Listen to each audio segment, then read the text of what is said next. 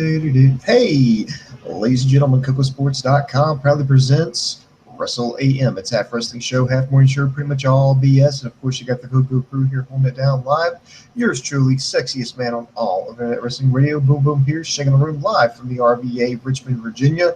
And of course, join me there, way there across the Atlantic in the far away distant land of England. Talking about none other than the little stud muffin himself, LK. What's up, buddy? I'm doing great. Yourself? I ain't gonna complain too much. It's been pretty good. I've had a good run of it here, and another NXT in the books. They're making their march towards NXT Takeover Brooklyn, coming up in a couple of months here. So they're doing the build up to that, and so they're laying out the road here. So the first question I'm going to ask you, and what I'm going to ask you, the Internet Infantry, is what do you give tonight's show, a win, loss, or tie? That's a tough one. I'm generally stumped. It's been an hour now, an hour and 15 minutes since the show went off air. And since that time being, I've generally struggled to think of what I want to give it, because part of me wants to give it a loss, part of me wants to give it a tie, part of me wants to give this a win. So, just in fairness, I'll probably give this a strong tie. I did enjoy the opener a lot. I think match of the night. The opener was magnificent. The main event was enjoyable, just seeing Nakamura. And then they're just building slowly up some more talent with the Liv Morgans, with the Bliss, with the Carmella, with Bayley back. So I'll give it a strong tie. It may be pushed into a weak win, depending on who's pushing me and how they're pushing me. So what do you give it, Booms? What was your opinion on the show? I kind of gave it a weak win because I was like, yeah, it wasn't like the best show that they've done, but this one just, I mean, it didn't suck, not by any stretch of the imagination. It just, and everything kind of served a purpose. They were building people. You could tell they were starting a road here. You know, they were completely had the end behind them. Okay, it's like, okay, here's what we've got, and now we're marching towards Takeover Brooklyn. So I was looking forward to that. So just for the pure and simple fact that everything had a point, it served a purpose, and they're building up to something good, I was like, okay, you know what? I was going to give it a tie, but you know what? I'll give it a weak win just because it served a purpose. That's fair enough. So let's get into it here. Now, first match, and I agree with you, this was match of the night. We had the newly repackaged Oney Lorcan. No, that's not a real name, but he's going to go with it anyway. He actually originally wrestled under the name Christopher Gerard, but a lot of people know him from his time in, I believe, CZW and the Independents as Biff Busick. But going by the name Oney Lorcan, who, by the way, who does win officially the dumbest fucking name in wrestling contest. So there you go. Congratulations, sir. Come pick up your trophy at the PWME headquarters as soon as you can. Taking on the Perfect 10, Ty Dillinger. I really, really enjoyed this match. These two started tying it up, and Dillinger started building some momentum. I mean, these guys were they were hurling each other into those turnbuckles and bouncing them, and they were fucking bouncing out of that thing like a pinball. It was pretty brutal, but I just didn't like the ending, and here's why. And I'm not complaining about the ending. Because Ty Dillinger, I'm worried he's going to get into Dolph Ziggler territory. And what I mean by that is he is a good wrestler, at least I think he is. He's a decent wrestler for NXT, especially for NXT. The fans love him. He's still over despite not winning, and he makes other people look good. So I've got a bad feeling that WWE and NXT, they're going to use that to their advantage. They're thinking, well, if he's going to be over, even if he win, no matter if he loses, well, hell, we can have him job out to people, and it'll be no problem. And but he had a good match with Oney Lorcan, and here's another thing I hated about the ending was it just ended. It was like they were having a match. It's like they were shifting gears, going to second gear. And it looked like they were about ready to ramp it up, and it's like the referee walked over there and said, all right, guys, we're going to wrap this shit up. We're out of time. And they're like, okay, fuck it. And they just ended the fucking match like right there with that. It was almost like a sunset flip into a neck breaker. It was like a blockbuster, but without the second rope involved. Yeah, it was just Lorcan used that momentum himself, just grabbed his head, flipped over him, and just pop. Hit him with that neck breaker, got the 1, 2, 3. Overall, I did enjoy the match, but the concern was, it was just it's like like I said, the referee was just walked over and was like, "All right, guys, I know you're in the middle of this match here, but we have to end it. We got a rest of the show to do, so end it now." And it's like, okay, let's just do like our last 2 spots. Boom, boom. Okay, we're done. See, this is where I will disagree, because I've watched some of his stuff in Evolve, not in CZW. I'll not force myself to watch such filth. But I have seen him get the win with that move, or at least get a few near falls. So it was in my mind that when he hit that move, it was, okay, I've seen him hit that before. That could be it. So for me, because I've seen him hit that move before, maybe that is his finisher. I've only seen him a few times at Evolve. I haven't seen him a lot, but I know he did some stuff at Beyond Wrestling as well, which I've seen a little bit of. Oh, yeah. I'm not objecting that was his finishing maneuver. What I'm saying is that you just went from Ty Dillinger, had Lorcan in the corner, was hitting him with fist, and the crowd, every time he was hitting him, the crowd was getting 10, 10. And after the second time, it's like he paused. Lorcan just threw him down, then went straight to his finisher, and it was over. And I was like, that doesn't make any sense. Why the hell did he stop? Why did Dillinger stop? Why did he do that? Why did, it was like, that just, to me, it didn't make any sense. Yeah, I hope they explain that next week, why he did stop. It just looked like he stopped to just go to the finish, not to actually tell the story of the match. But as the match itself, I loved when Busick, what's this guy's name? Help me pronounce it. What's this jabron's name? Auckland, Ockcock. What's his name? Oney Lorcan. Lorcan. Yeah, that's not a name. It's just it's not a name. It's not. I don't care how you try to. I even tried to like spell it backwards. Like, well, maybe that's like there's a hidden message. No, there's not. I don't know why he did. Like, he came up with that name, so it's not like WWE just pulled or like playing Scrabble one day and just reached out and grabbed random letters and they tried to make a name off of it. No, he chose that name. Like, he wanted to go with Biff Busick. They said no. I think they were working under Christopher Gerard, but he didn't like that. So they told him to come up with his own name, and he came up with Oney Lorcan. I am not making this up. If I'm lying, I'm dying. Maybe it's his actual real name. Like, this is his real name that he's going with. Maybe. But either way, it doesn't matter. This guy isn't going to make it. Okay, if that is the case, if you ever happen to father children, okay, I don't care where I'm at, but if you ever name your child Oney, I will hunt you down. I will hunt you down at whatever hospital that you're cuddling your newborn son in, and I will slap the shit out of you. Like, name your son fucking Oney. What the fuck, man? Hell, but the thing is, though, what's his middle name? Gaylord? The thing is, though, we're talking about it right now, aren't we? We're talking about that name. We're talking about him. True. So in theory, you can look at it from that point of view. But well, by that standard, I mean, hell, everybody would be talking about me if I rolled down, the middle of Monument Avenue in Richmond, bare-chested, wearing on a unicycle, smothering cocoa butter myself, juggling fucking dildos, singing "Clang Clang" with the trolley. But it's not exactly the positive attention that I want. Yeah, but I mean, I still like the match.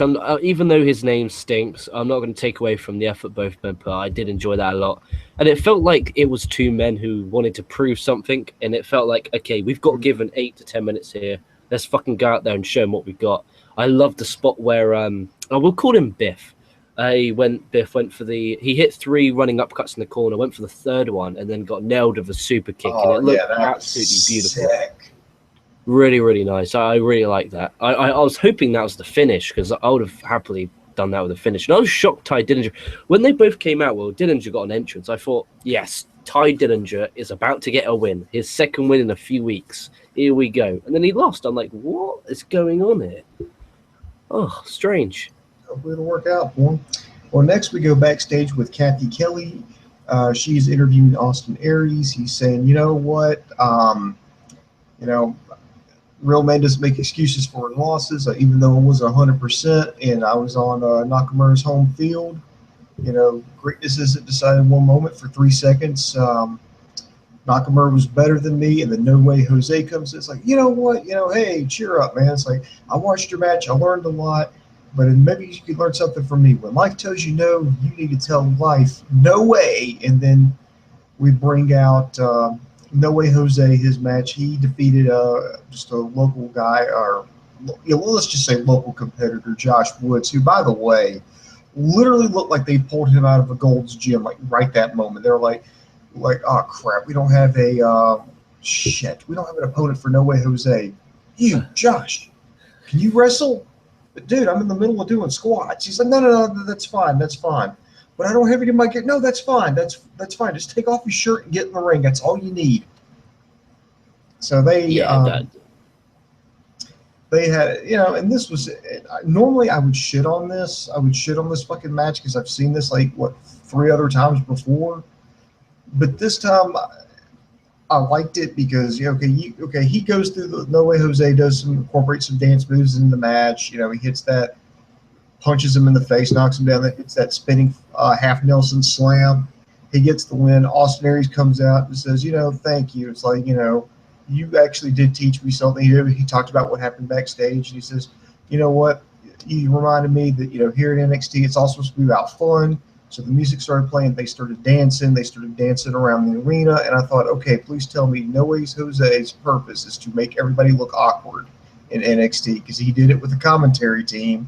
And now he's going to do it with Austin Aries. They get up and they dance on the announcer's table. Aries clocked him, then jumped off the table and landed another shot to the face, then just took him to the rampway, beat the crap out of him. And then, like, when he was done, he just ran back and hit him with Last Chancery on the ramp. So, we've got a full-fledged heel turn by Austin Aries. So that's good because I think he's going to do better as a heel. 2, we're getting No Way Jose out of these fucking squash matches. So hopefully we'll see something new for him and see what else he can do when he starts taking on like regular NXT mainstays. And maybe again, I don't know if this is exactly the caliber kind of match you want to have for Brooklyn, but I think it would be a good first test, if you will, for No Way Jose. I have 2 points to make. Firstly, what a pro. Firstly, I was there crying because I'm starting to get back into Austin Aries after NXT TakeOver the end. He finally removed the average from his Austin Aries name. He wasn't AAA, he's now back to a double. Well, that's in my opinion anyway. And he cut a decent promo backstage. He came out, he danced with No Way Jose. I was there and then crying. I was like, you know what? That man is a former world champion of TNA, former world champion of Ring of Honor. That does mean something to me still, and that's really pissing me off how he's going out there looking like an absolute toilet, looking like an imbecile, and I'm crying my eyes out, and I'm like, please fuck him up, like, break his fucking neck, do whatever you got to do. So then they're dancing, and then Austin Aries hits him, and I'm literally marking out over this. I don't know what's happening with me. I'm there literally shouting, fucking literally, like, punch him, because I think No Way Jose is an absolute fucking piece of shit. Now, this is where the difference between sports entertainment and pro wrestling to me really hits me. I like sports entertainment when done right. Like right now, I'm watching the January the 4th, 1999 edition of Raw. There's about, 10, 20 minutes of actual wrestling in there. And the wrestling isn't very good, but it feels more like a fight. And I'll probably review that just because I took notes anyway. You said January 4th, 1999? Yeah, not the finger poke of doom. I'm watching the Mankind Foley win, but I'm watching the full show. I'm tempted of doing a 1999 series because everyone, says that year sucks. But I'm watching it, that episode so far. If it wasn't for NXT coming on, I'd have continued watching. It was fucking awesome. The Kane is fucking amazing. He literally, here's a little spoiler because I want you guys now to load up your WWE Network and watch that show ready for tomorrow because that's the review I'm going to do tomorrow because I'm doing that instead of SmackDown because quite frankly I'm not watching WWE for a few weeks minus NXT. So we're going to start reviewing some classic content, mixing it up so that I get something different instead of just getting bogged down on reviewing Raw, reviewing pay-per-view. Please don't refer to 99 as classic content. I was a junior in high school at that point. Dude, I was 3 years old. I could barely fucking walk. I think you're making me feel even older. Shut the fuck up. Dude, yeah, but I'm enjoying it. And it's just the point I was making was that I fucking adored Aries beating the shit out of him. And what a pro the man was. When he beat him originally, went to the ramp, they were chanting Austin Aries. Oh, and yes, they were. he knew that he needed heel heat, so he went back down, did the last chancery. Then when he went back up the ramp, he was getting boos. He was getting boos. If he wanted heel heat, he just would have left him there. He wouldn't have went back there and kicked his ass. No, because they were chanting Austin Aries. As I know they were. You don't want that. You don't want that. So he's doing his job very damn well. Yeah, they wanted him to go back there and kick No Way Jose's ass. So by that standard, if that's what the fans wanted, he just should have walked off. I was like, you know what? Let me just walk the fuck off, because it's going to get the same. It's going to get the response I actually want. I'm giving that No, I disagree on this one. I think that he was so fucking good at his job. He went back, did the last chancery. Then this time when he walked up the ramp, then he had insane heel heat. I think that was magnificent. And I think props, I tilt my English cap to Mr. Austin Aries there. Really great job. All right. Next, we had another backstage segment. William Regal was meeting with Nakamura, and he confirmed his match with Finn Balor. So that's going to take place in 3 weeks. I thought, well, certainly they're going to hold this over for Brooklyn, because hell, just Balor Nakamura alone was going to sell the whole event. But no, that's going to be, maybe they're going to do like a rematch or something. But three weeks from now, mark your calendars, kids. That will be on 1, 2, 6. Carry the Kevin Nash. It'll be on Wednesday, July the 13th is when that match will take place. But Buddy Murphy, of all people, barges in, says that he hasn't been taken seriously since he's gone single, wants a match, and Shinsuke's like, okay, you know what, you want to wrestle? Fine then, I'll wrestle you. And William Regal just looked over at Buddy Murphy and said, like, yeah, well, be careful what you wish for. So there you go.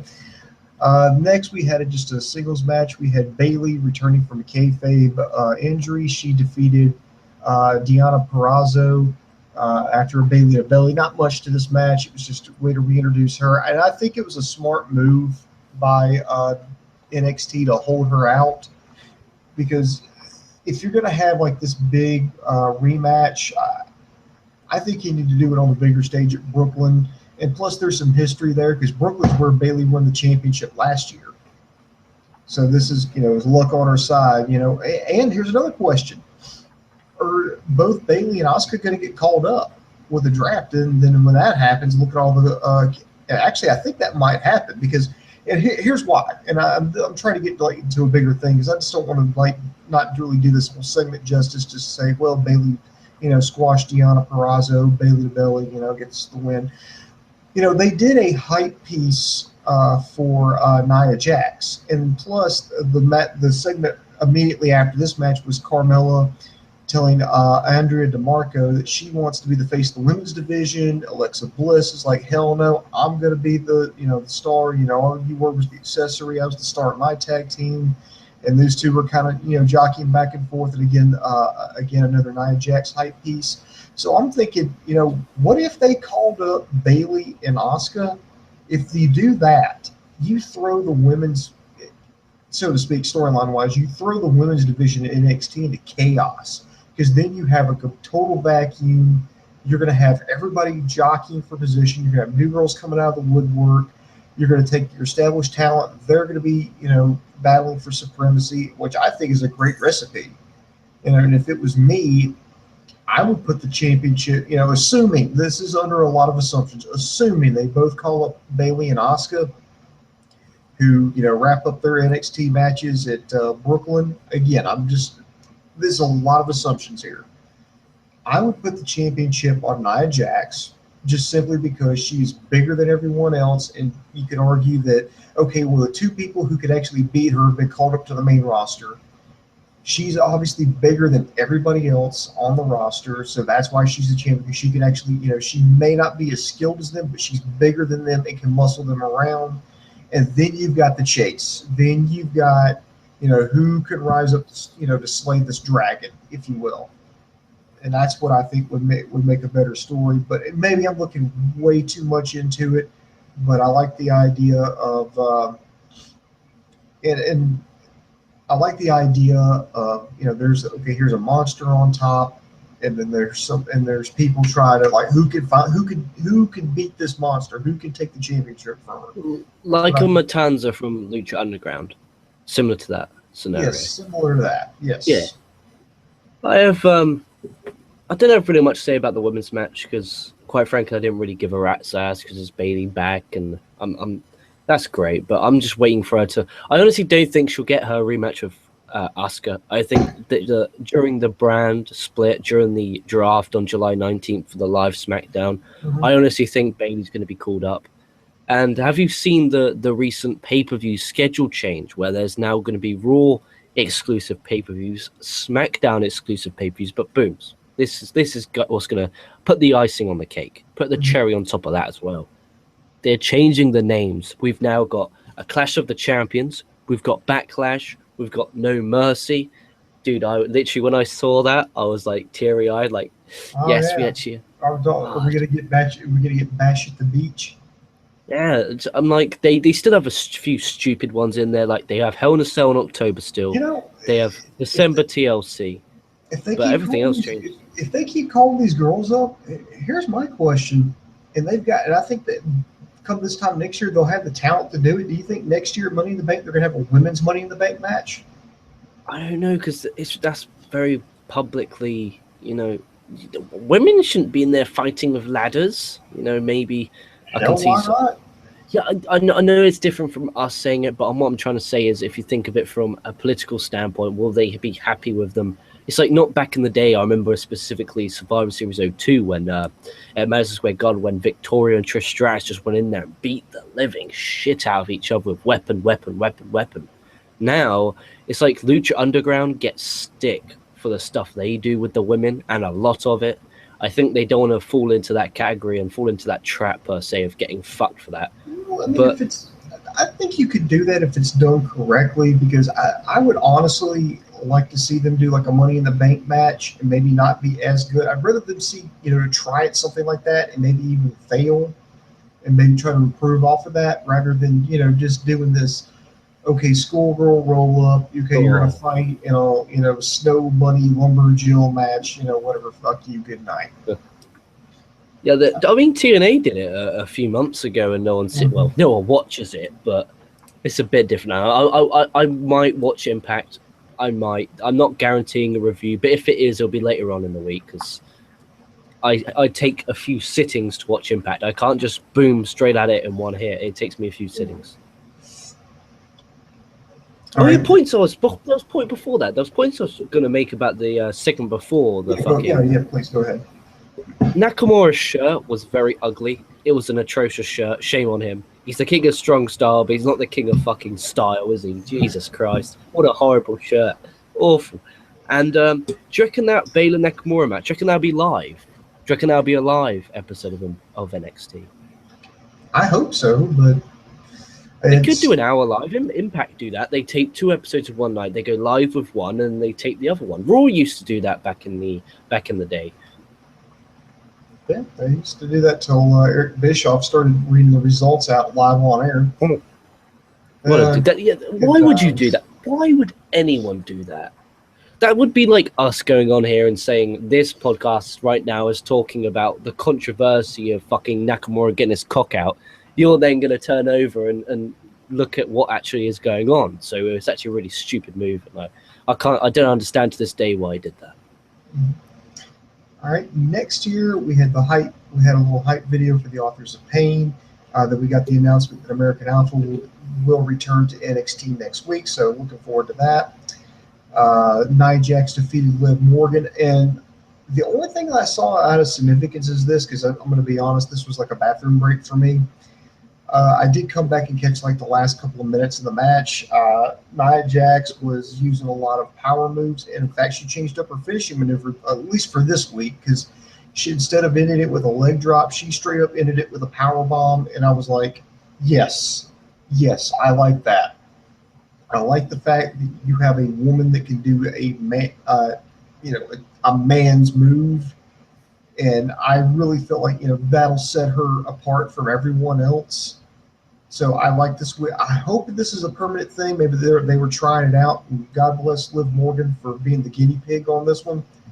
But I really, really love the power bomb as the new finishing maneuver rather than the leg drop. I completely agree. Here's a quick. This may be horrible, but do you reckon Nia Jax has put on a bit of weight? I mean, I saw during her entrance, and by God, she's still got that theme song. She's not like most girls. Like, honestly, how has she got that? She is a monster, and I mean a monster. And she's coming up to this No Way Jose pop gimmick. And they're like, what the fuck is going on here? She should come out to like a Samoa Joe song or a fucking anything song, but she's coming out to an absolute crappy toiletry song. I don't get it. Still to this day, I don't get it. But my original question was, do you think she's put on weight? Because I think she has. I don't think so. I think it's just her body type. I honestly do. I honestly think that's just her body. She is Samoan.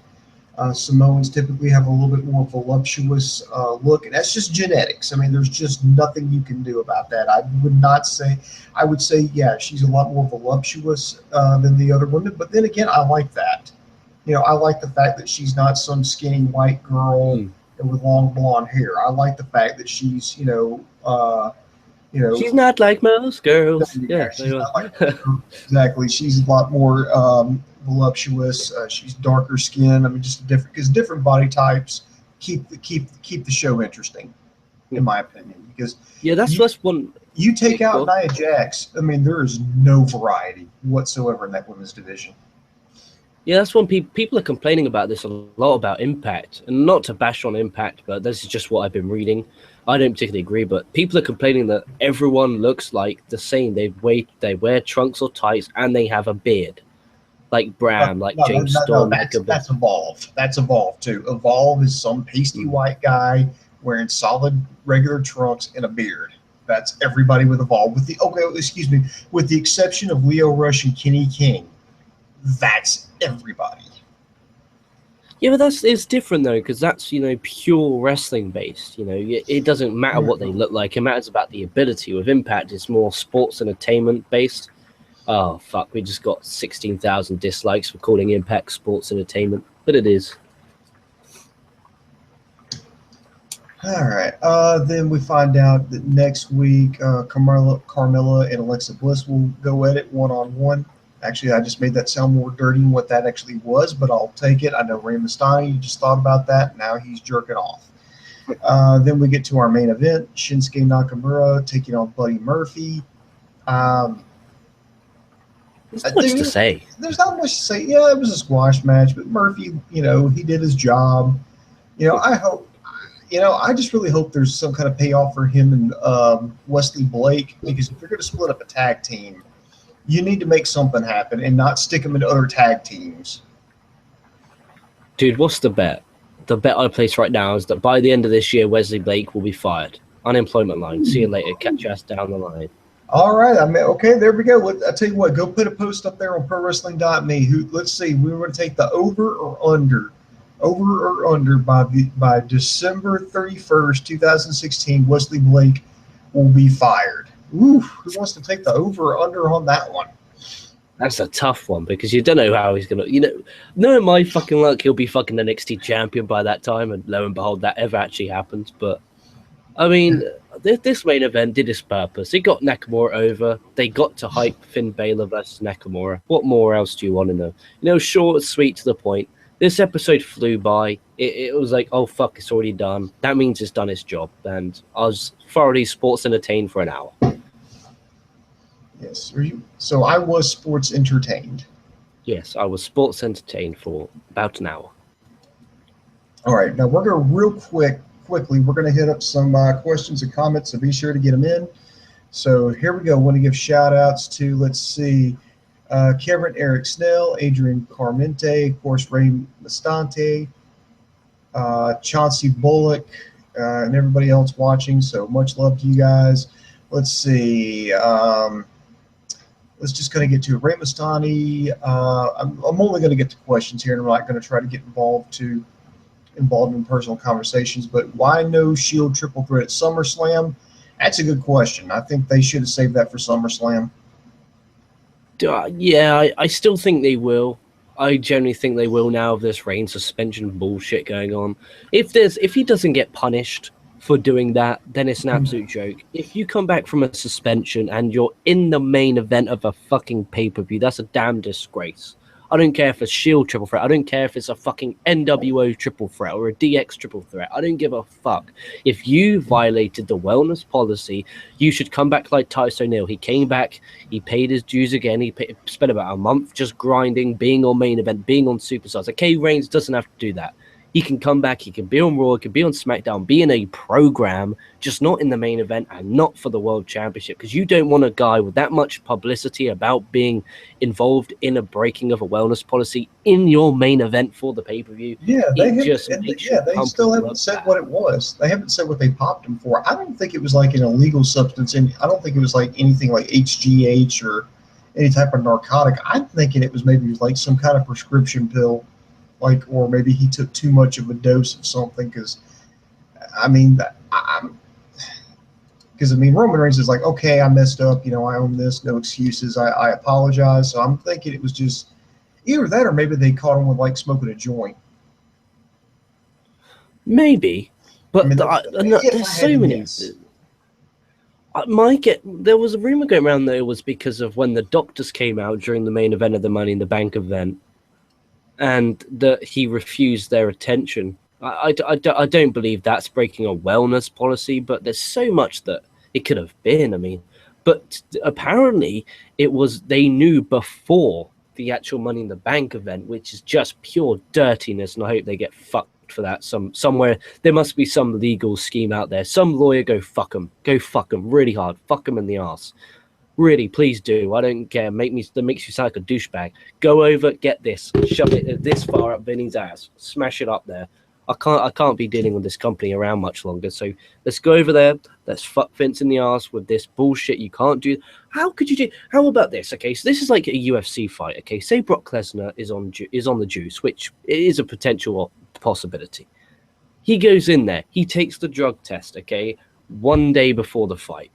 It comes out positive. The UFC knows, but they still send him out there to fight. He goes out there, he fights. He then goes out there the next night and does a press conference and does a little bit of fighting. Then they suspend him the day after for doing breaking the law with the wellness policy. That's wrong. That's disgusting. But it's Roman Reigns. What's the difference? It's Titus O'Neil. Who gives a fuck? It's still Titus O'Neil. He broke the policy. He got suspended that minute. Adam Rose, suspended that minute. What's the difference? I don't give a fuck who it is.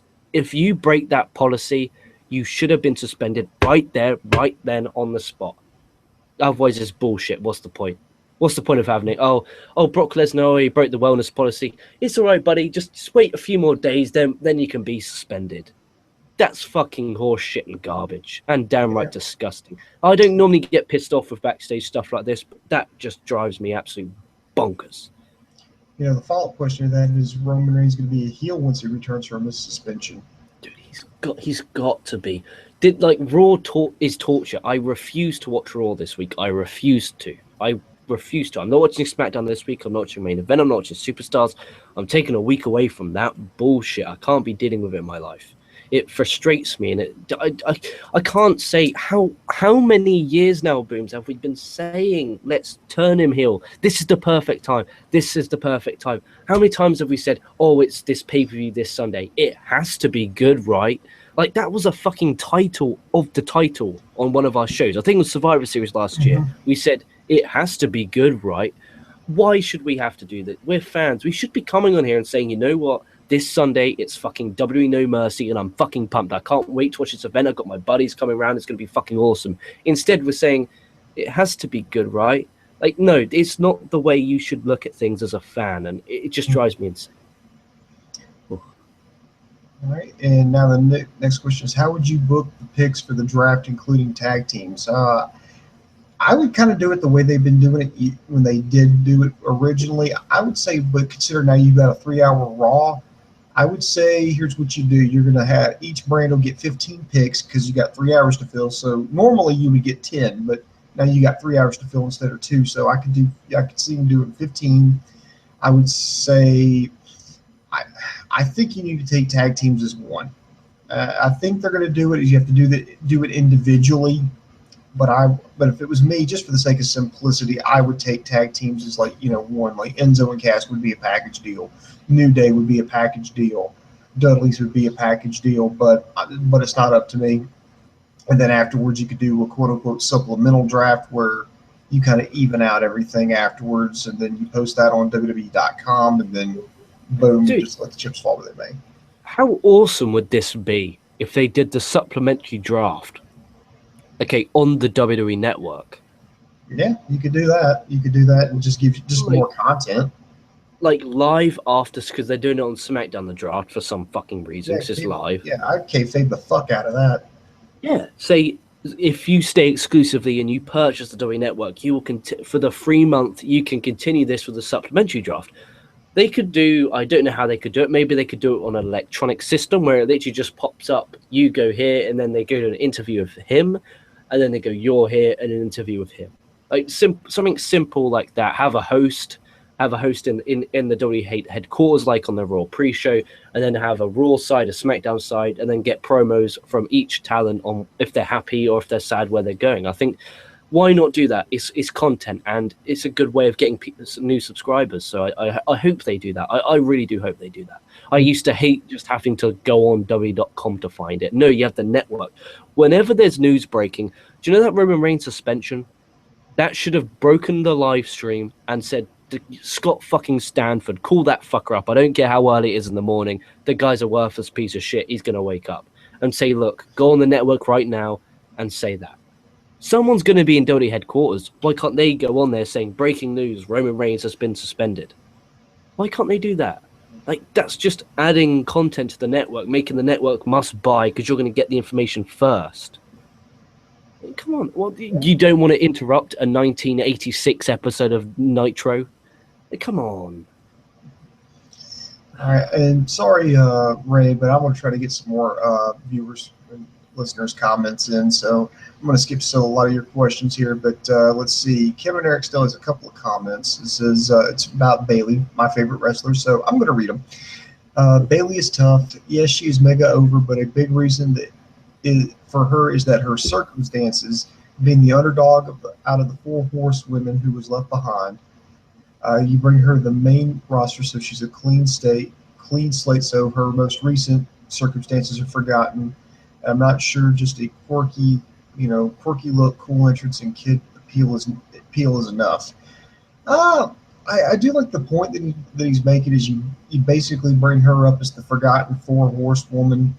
And I think you could instantly have other girls heel on her immediately, being like, yeah, you were the queen, in NXT, but this is the main roster. We've been here longer than you. You don't know how this works, and then boom, she's the underdog. She's the underdog again. So I do like that. As far as her look and everything, I think she'll. I don't mean this in an insulting way, but I think she'd be like the female John Cena. I mean, she would be completely kid-friendly. I mean, I'm like boys, girls, men, women, they like her. And I can't wait for a WrestleMania moment when they just fill whatever arena with wacky, inflatable, flailing arm tube men. That's coming. That'd be amazing.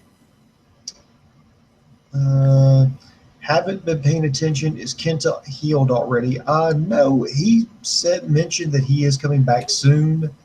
I don't know how soon is, but that's the last update that I'd heard on. Are brand pay-per-views bad? Back when they had them, no, they weren't bad. They just they would alternate. It would be 1 month it would be Raw, next month it would be SmackDown, but then you would have like big pay-per-views like the Rumble, SummerSlam, Mania, and Survivor Series. That would be like co-pay-per-views where they would have stars from both brands on there. So they will be 4 hours as well because the start time is an hour before. So the combined ones will be 4 hours. I'm guessing 2 hours for Raw, 2 hours for SmackDown. But I literally just posted the news for pressing.me. So go sign up now and you can comment. 100% free. We have SummerSlam, which is both Raw and SmackDown. Then on September the 11th, we have Backlash, which is just a SmackDown event. You got Clash of the Champions, which is 2 weeks after, which will be a Raw event. 2 weeks after that, you have October the 9th, we have a SmackDown one, No Mercy. 3 weeks after that, it's a Hell in a Cell, which is a Raw one. First name I don't like at the moment, Hell in a Cell. Survivor Series is both, and that's 3 weeks after. TLC, 2 weeks after. That's a SmackDown event. And WWE Roadblock will be December 18th, which will be a Raw event. So now the pay-per-views are going to be 2 weeks, 3 weeks, 3 weeks, 2 weeks, 3 weeks, 3 weeks, 2 weeks. Fuck me, we're going to have... This may sound really selfish, but as obviously what we do here, that's great for us because obviously we get the most views from our pay-per-view reviews. So them adding lots more pay-per-views actually is great for us. I'm not going to complain. But as for just viewers who just watch wrestling because they want to watch wrestling, they have no like podcast interest or anything like that, I think that is a hefty schedule. I mean, that's what, about 8-10 pay-per-views I announced in just 6 months? Does that mean we're going to get 20 to 22 a year? Like, that is a hefty schedule. Yeah, it's gonna be hell, man. Because I mean, you're looking. Okay, if you have a pay-per-view, then your typical week with WWE alone, you will have 3 hours for Raw, 2 hours for SmackDown, 1 hour for NXT, and if you have a pay-per-view, you're gonna have 9 hours. On those weeks, you'll have 9 hours of content, and that's not taking into effect like something like Main Event or Superstars or any other maybe like side specials or anything they're running. Fucking, it's mad. And then you got the Cruiserweight Series thrown in there. Oh yeah, that's going to be awesome. Mauro Ronaldo and Daniel Bryan are calling that. That's going to be awesome. Looking forward to that. On that today. That's going to be fucking awesome. Will they split the tag titles and women's title for the brand split? I think they will. Dude, I'm gonna be. There's loads of people who don't, but I'm really all for splitting it like it used to be. IC title on Raw, WWE Championship on Raw, World title on SmackDown, US title on SmackDown. Each have a tag division. One brand have all the women. Raw being 3 hours. You know, I suggest they all have the women. I wouldn't have it to where you had just one roster had all the tag teams, one roster had all the women. I would still split them up, but I would have the champion defend on both shows. Yeah, but it just fucks it up with touring and who's on pay-per-views, and then you get confused. Well, she's on a story over there, but then she's on a story over here. Like, what the fuck's going on? I think that the tag team, should be cut in half. But I think the women, because Raw's 3 hours, I think the women should be, like it used to be, exclusive to Raw. I think the Women's Championship should be exclusive to Raw. The women are all on Raw. I think that, I mean, Sasha Banks is going to complain and moan, but I don't give a fuck. Like, honestly, that's what I think should happen. Because then it fills that third hour, doesn't it? Because otherwise you have to even the rosters out some way, unless they cut it down to 2 hours, but that's just losing too much money.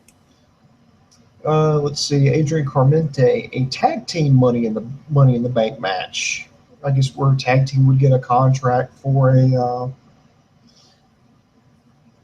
future tag team title shot. I don't know. I think you're kind of getting ridiculous at that point, because then if you do that, okay, are you going to do one for the Intercontinental Championship? Are you going to do one for the U.S. Championship? Yes, I know that I suggested the women do a Money in the Bank. I just think that would be interesting. If I was going to do a tag team, I would just do like a 4-way TLC match for the tag team straps. If I was trying to spice things up, that's what I would do. I mean, you don't want too many Money in the Bank ladder matches, otherwise it loses the meaning of it. Whew. All right, Ray. Here's your one.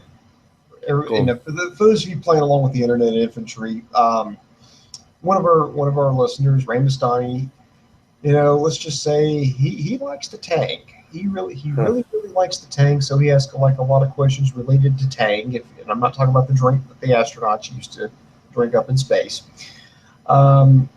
So we finally negotiated. We say he can ask it, but he only gets one. So here's his one.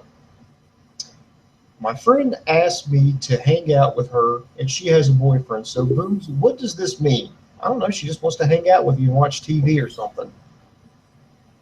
That's what that means. Yeah, wasn't there one earlier on? I mean, it's limited to one, but I remember looking through the comments, and I remember it was specifically asked me. Well, he was asking like, if your girlfriend asked to go, jogging with him, just jogging, not have him insert his penis into her vagina. I'm just saying, just jogging, is that considered cheating? It depends who it is. Like if it's like a close friend, then it does. If you know, like for instance, just say I know that she's friends with the guy, of course. But if it's a random fucking stranger, like Rey Mysterio's making it sound, where it's like, oh, I kind of don't really know this person, and we're going jogging, then you'd be a bit like, what the fuck's going on here? But no, Rey Mysterio, can't calm it down there. I know you're ready to get active in the sex world, but just chill out a minute. You got your whole life ahead of you to use your penis. Just chill out and relax. Yeah. If you decide to make love to a woman, Ray, I'm pretty sure it'd be the best 30 seconds of her life. I'm convinced of that. Let's see. Ricardo Edwards, Finn Balor versus Shinsuke Nakamura isn't a dream match, according to both Tom Phillips and Corey Graves. They fought each other in Japan back in 2014 in the New Japan Cup. Well, yeah, they were both over there, but they haven't done it stateside. So this will be the first time. It's still a fucking dream match. It still can be a dream. Like, it doesn't matter. Like, you can. I don't understand that. Just because it's not the first time doesn't mean it's a dream match. Like if AJ Styles faces Samoa Joe on the main roster, like that's a dream match. On the main roster. It depends what stage it's on. It's just different. It's completely different. All right, and I think that's going to do it for all the questions. So let's just do some shameless self-promotion. I want to tell everybody to check us out at prowrestling.me and KocoSports.com. Be sure to check that out. And also subscribe to us on YouTube, Facebook, and Twitter. We got a lot coming up this week. We got a Lucha Underground review coming up. I probably need to check out Ring of Honor before they do Best in the World 2016 coming up this Friday. So we're going to hopefully I can find some time to get that reviewed. I've already reviewed that, Booms. I did it yesterday. Yeah, you did a preview of Best of the World. No. I reviewed. We haven't done the preview yet. Oh, okay. I'm sorry, I got confused there. But yeah, we're gonna get that knocked out. Then of course we'll start all over again with Monday Night Raw. Good luck. Yep. So yeah, definitely good luck. So be sure to check us out. So subscribe to us on YouTube, Facebook, and Twitter. Be sure to hit us up, man. We'll be more than glad to talk to you. So anyway, this is Boom Boom for the rest of the Coco crew saying the boom just went bang, and I am out.